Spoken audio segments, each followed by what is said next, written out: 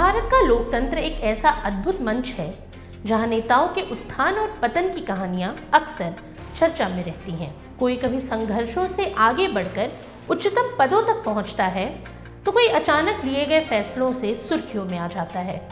अब हाल ही में पूर्व उपराष्ट्रपति जगदीप धनखड़ का नाम एक बार फिर से समाचारों में गूंज रहा है, लेकिन इस बार कारण राजनीति का नहीं बल्कि पेंशन से जुड़ा हुआ है।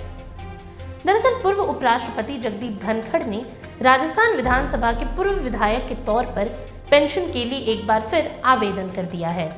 अब गौरतलब है कि पूर्व उपराष्ट्रपति जगदीप धनखड़ ने हाल ही में स्वास्थ्य कारणों का हवाला देते हुए अपने पद से अचानक इस्तीफा दे दिया। 21 जुलाई को ये खबर जब आई तो राजनीतिक हलकों में हलचल मच गई। साथ ही यह इस्तीफा इसलिए भी चौंकाने वाला रहा क्योंकि उनका कार्यकाल अगस्त 2027 में समाप्त होना था। 1993 से 1998 तक किशनगढ़ विधानसभा सीट से विधायक रहे जगदीप धनखड़ को पहले भी पेंशन मिलती रही, लेकिन जब उन्हें पश्चिम बंगाल का राज्यपाल बनाया गया तब ये सुविधा रोक दी गई। उसके बाद 2022 में वो देश के उपराष्ट्रपति बने और 3 वर्षों तक इस पद पर अपनी सेवा दी। वहीं अब जब उन्होंने उपराष्ट्रपति पद भी छोड़ दिया तो उन्होंने राजस्थान विधानसभा सचिवालय में पूर्व विधायक के तौर पर पेंशन बहाल करने का आवेदन किया है। साथ ही इस आवेदन पर तेजी से कार्रवाई भी शुरू हो गई है।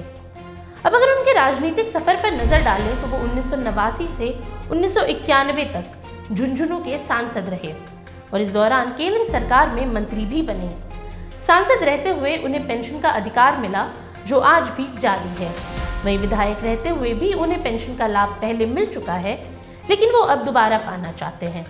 अब ऐसे में बड़ा सवाल ये उठता है कि क्या जगदीप धनखड़ को एक साथ 3 पेंशन मिलेंगी? इसका जवाब है हाँ, क्योंकि नियम साफ कहते हैं कि एक व्यक्ति अगर विधायक, सांसद या उपराष्ट्रपति रह चुका है तो उसे तीनों पेंशनों का अधिकार है।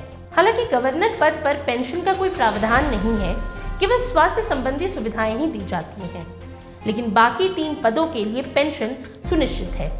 यही वजह है कि जगदीप धनखड़ को हर महीने अब 2,73,000 रुपए पेंशन मिलेंगे। इसमें से 2 लाख रुपए उपराष्ट्रपति के रूप में, 42,000 रुपए विधायक के रूप में, 31,000 रुपए पूर्व सांसद के रूप में शामिल होंगे। वहीं उनकी उम्र 74 वर्ष से अधिक होने के कारण उन्हें विधायक पेंशन में 20% की अतिरिक्त वृद्धि भी मिलेगी। अब सवाल उठता है कि आखिर जगदीप धनखड़ इस्तीफे के बाद रहेंगे कहाँ? दरअसल उपराष्ट्रपति पद छोड़ने के बाद उन्हें तुरंत उपराष्ट्रपति आवास खाली करना पड़ा। फिलहाल वे दक्षिण दिल्ली के छतरपुर एनक्लेव में एक निजी आवास में रहेंगे। नियमों के अनुसार पूर्व राष्ट्रपतियों, उपराष्ट्रपतियों और प्रधानमंत्रियों को टाइप 8 बंगला आवंटित किया जाता है, लेकिन ये प्रक्रिया लंबी होती है। पहले आवास एवं शहरी मामलों का मंत्रालय औपचारिक अनुरोध लेता है, फिर विकल्प दिखाए जाते हैं और चयन के बाद central public works department renovation का काम शुरू करता है। इस पूरी प्रक्रिया में तकरीबन 3 से 4 महीने लग जाते हैं।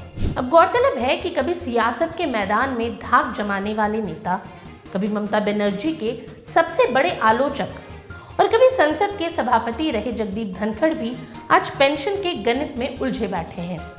जहां आम आदमी अपने बुढ़ापे में कुछ हजार की पेंशन के लिए तरस जाता है, वहीं बड़े पदों पर रहने वाले नेताओं को 3 पेंशन की सुविधा मिलना लोकतंत्र की विडंबना भी है और विशेषाधिकारों की हकीकत भी। वहीं जगदीप धनखड़ आज भले ही 3 पेंशनों के अधिकारी हैं, लेकिन इससे भी बढ़कर वे उस अनुभव और इतिहास के अधिकारी हैं जो उन्होंने अपनी यात्रा में संजोया है। क्योंकि राजनीति में पद मिलना जितना मुश्किल है, उससे कहीं ज्यादा कठिन है उस पद से गरिमामय विदाई लेना। और शायद यही कारण है कि इस्तीफे के बाद भी जगदीप धनखड़ का नाम सुर्खियों में है। आज के लिए इतना ही। ये सामग्री आपके लिए जुटाई थी उर्वशी शेखर ने और वीडियो संयोजन किया था राहुल कुमार ने। ये वीडियो आपको कैसा लगा हमें कमेंट सेक्शन में ज़रूर बताएं और ऐसी तमाम रोचक जानकारियों के लिए बने रहिए स्वराज पोस्ट बिहार झारखंड के साथ। और अब तक अगर आपने हमारे YouTube चैनल को सब्सक्राइब नहीं किया तो अभी जाकर करें और फेसबुक पर हमारे पेज को लाइक और फॉलो करना ना भूलें।